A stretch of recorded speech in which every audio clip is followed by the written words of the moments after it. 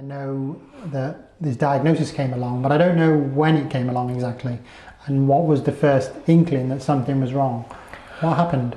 Well, for us in 2006, Harry was 6 years old at the time. I suddenly noticed, I worked full time, got home from work, and Harry sat reading a story to me for his homework.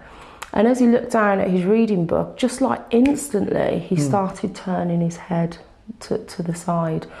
And then when he watched a little bit telly a little later on, you know, the television was straight in front of him, but he turned his head 90 degrees. He looked like he was looking out the window. Yeah. So instantly, we knew that there was something wrong. It alarmed us, took him straight to the opticians, got him in straight away.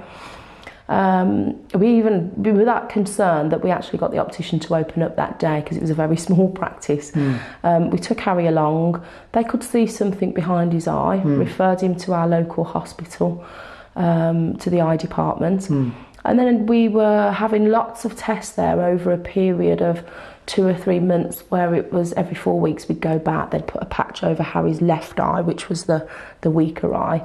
But every 4 weeks we went back, Harry's eyesight was deteriorating. And this went on from the June till about the September. And in the September, we had an appointment with the consultant, and he sat us down and he said, you know, we don't know what's happening with Harry's eye, but, you know, we'll carry on monitoring him. And I said, that's not acceptable. I said, for his eyesight to deteriorate every 4 weeks, something is causing that, and I want you to find out what that is. So they said to put my mind at rest, they'd send Harry for an MRI scan. That took, sadly, from the September to the February because they kept losing the scan. And eventually a new consultant joined in the new year of 2007, just before Harry's 7th birthday. She looked at Harry, she rang me whilst I was at work and said, I've just picked up Harry's file, I'm not happy. I've arranged for a scan for Harry on February the 13th. We took Harry along. He had to be put to sleep at that point for his scan at the local hospital.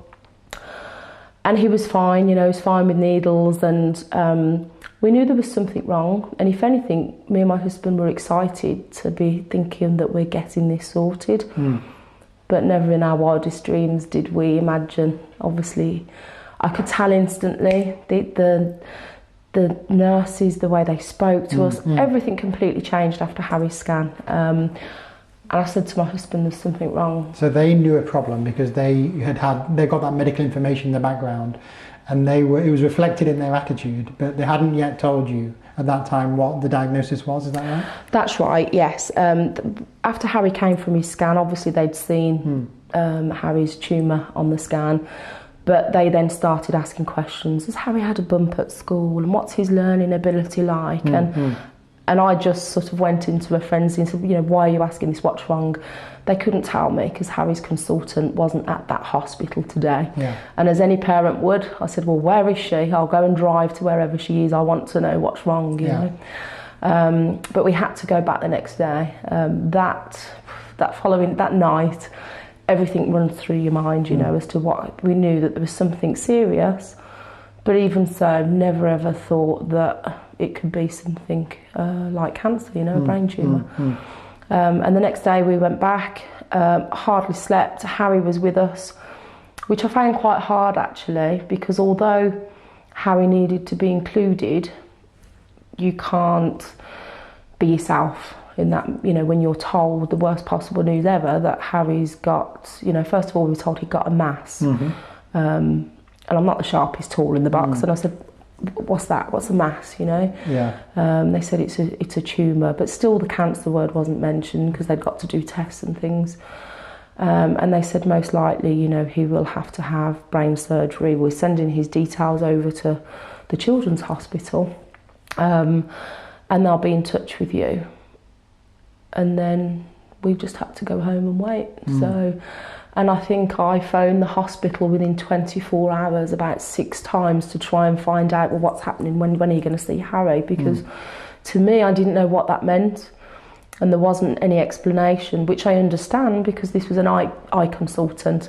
However, for us, it was the way that we were with Harry was different. You know, every time he coughed, I was thinking, is something going to happen to him? Because I didn't know. I'd got no understanding of it, never been so closely affected by such an illness.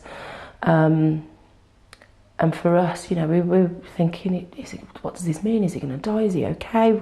You know, if he's got a headache, does that mean that something's happening? So instantly, we're sort of wrapping Harry in Castlemore.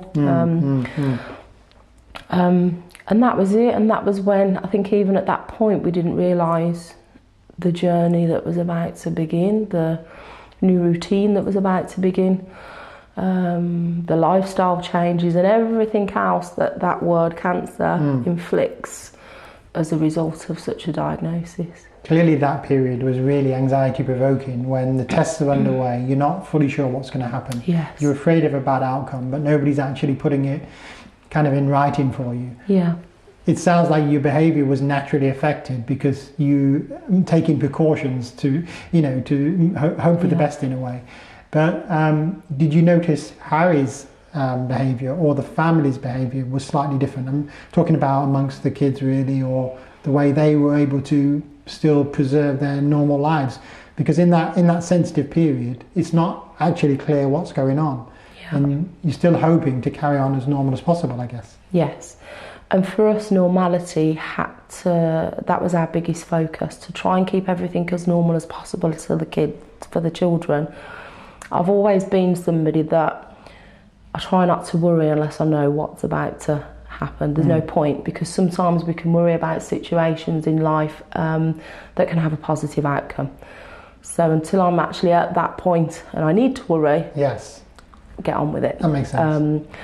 But it was hard, you know, and it took us a while to get through to the hospital, because obviously you've got to go through a process and reach the neurosurgeon.